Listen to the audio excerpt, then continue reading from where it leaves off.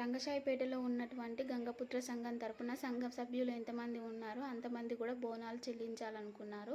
ముందుగానైతే దూరం ఉన్న వాళ్ళు అంటే మేమే కాకుండా ఇంకా కొంతమంది ఉన్నారు.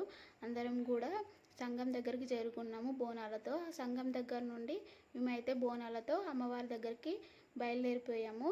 శ్రీ పోతురాజుల విన్యాసాలతోనైతే బయలుదేరిపోయాము మేము.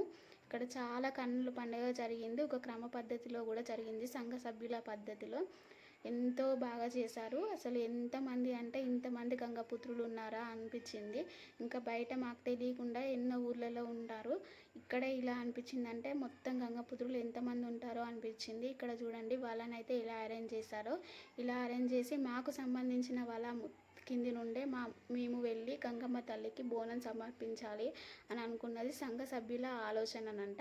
అందుకని చెప్పేసి మాకు సంబంధించిన వాళ్ళ కింది నుండే బోనాలు అయితే సమర్పించుకున్నాము అమ్మవారికి.